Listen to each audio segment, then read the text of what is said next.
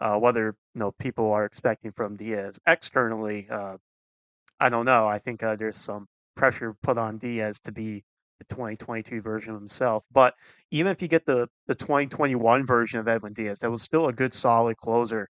If you can get that, or even 2020, I know 2020 is just kind of a throwaway season, basically.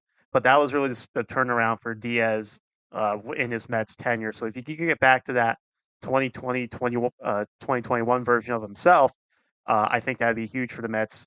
And I think something too that the factor in about 2022, we always talk about players in contract years really kind of turning it up a notch. So maybe that was also a factor for Diaz that year because we know he was a pending free agent.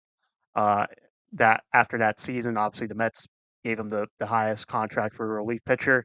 Uh, not too shortly after the season ended, maybe a month or so.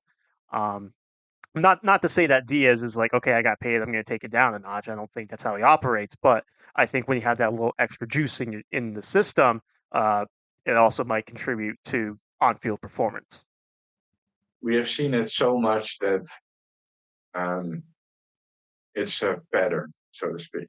Um, we see it with a lot of players that gets the money, and that's not us saying that Diaz, like you said, that I want to make that 100% clear. This guy cares so much about being an elite reliever. I doubt if we saw Edwin Diaz in 2023 that it would be that big of a drop off after getting paid. So I think the injury is definitely a big part of his struggles this year. I just think that 2022 see Edwin Diaz was such a um, amazing season that it's very hard to duplicate.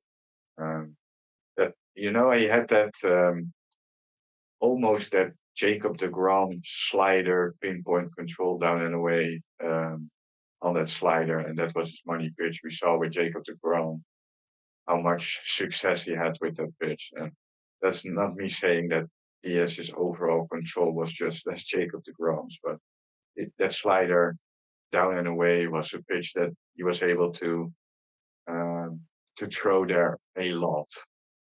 And this year, it's just been a little bit more on spots where you don't want to throw.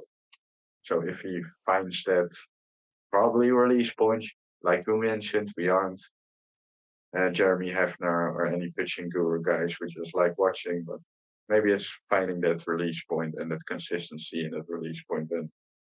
Uh, then hopefully he will be back, and he now has a time to work on that in some non-pressure spots.